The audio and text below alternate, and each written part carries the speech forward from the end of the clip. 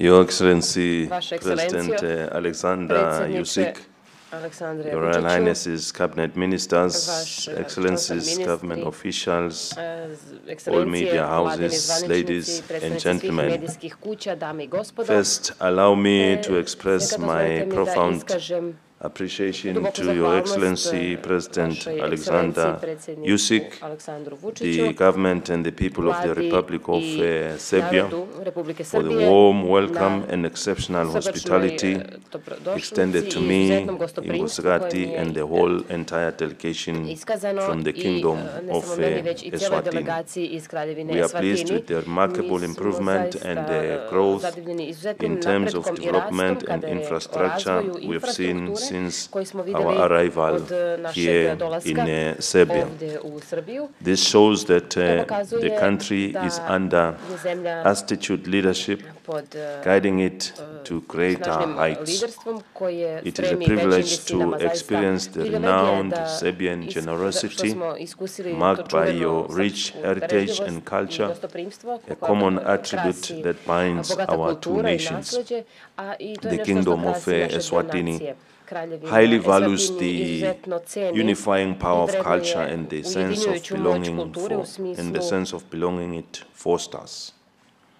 This shared appreciation lays a solid foundation for the relationship between our two countries, which has grown stronger through our mutual support in the international arena. I would like to acknowledge the significant visit by Her Excellency, the First Lady of Serbia, Tamara Yusik, to Eswatini. Her compassionate pledge to support the construction of housing for indigent families in our kingdom is a testament to the spirit of solidarity that defines our relationship. Our respective governments have employed various areas of cooperation, including trade, technology, tourism, and agriculture. We are encouraged by the mutual ambitions and new pathways for collaboration that will benefit both our nations. We are grateful for the solid foundation of our relationship, exemplified by the signing of the General Framework Agreement on the establishment of Joint Bilateral Commission for Cooperation.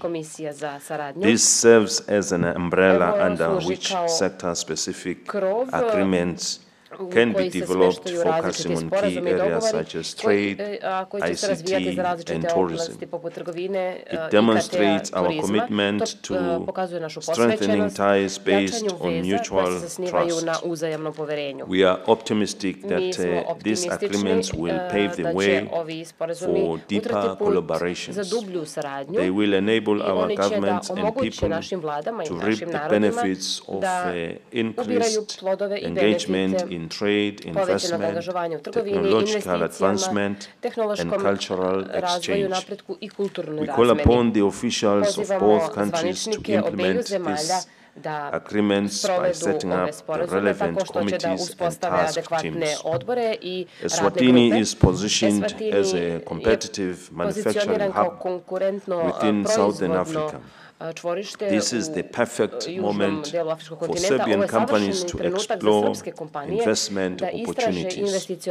With access to regional and global markets, including the African Continental Free Trade Area, there is immense potential for partnerships across industries. These include automotive, pharmaceuticals, textiles, agriculture, and technology, to mention a few. Our respective governments discussed the possibility of Serbian investors establishing a presence in Eswatini through foreign direct investment or by sourcing products made in Eswatini. Our government is ready to support your investment interest, offering incentives and facilitating a smooth and hassle-free entry into market, particularly within our special economic zones for export-oriented industries. We are encouraged by Serbia's remarkable achievement in digital transformation.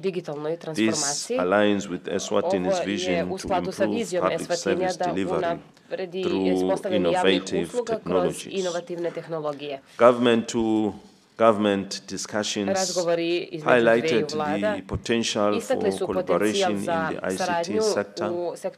Serbia has established technological institutions from which Eswatini can learn. We implored the possibility of partnerships between Serbia's technological institutions and our Royal Science and Technology Park, particularly in data center networking and digital innovation. Our digitalization strategy, article named Government in Your Hand, aims to decentralize services and ensure equitable access for all citizens. With partnerships such as the one we are establishing with Serbia, we can achieve transformative change in our economies. We offer abundant opportunities to deepen bilateral relations in tourism. Our respective governments discuss the potential for increasing tourism exchanges. Joint marketing campaigns, partnerships between travel operators, and initiatives to ease travel, such as implementation of the visa waiver agreement, could enhance tourism between our nations. We welcome the people of Serbia to experience Eswatini's rich cultural heritage through our national events such as the Vidans, Umhlanga, and other ceremonies. These cultural exchanges will foster greater understanding and strengthening bonds between our peoples. Our respective governments also explored the possibility of direct flights between Serbia and Eswatini, which would greatly facilitate travel, cargo, and trade. We look forward to visiting the Pioneers Institute, which will showcase Serbia's advancement in agricultural technology and innovation. Our respective governments discussed how these technologies could be applied in Eswatini to improve yields, counter climate change, and promote sustainable farming practices. We've just returned from the World Food Forum at the FAO headquarters, where several recommendations were made on how countries can collaborate towards food self-sufficiency. We hope to learn from Serbia in meeting these goals as a country well developed in agricultural sector, Our conservations also touched on mutual support in the international arena.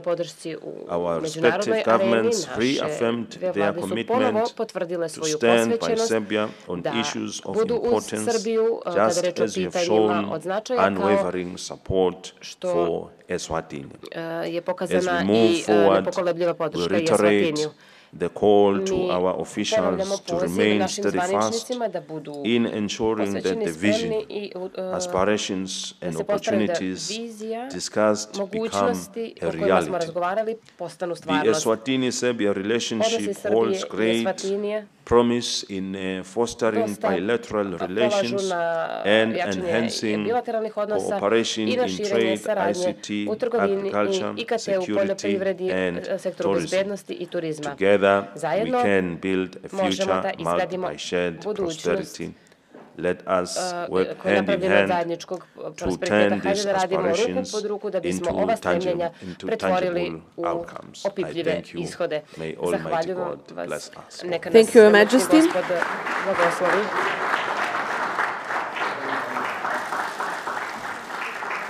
Hvala vam.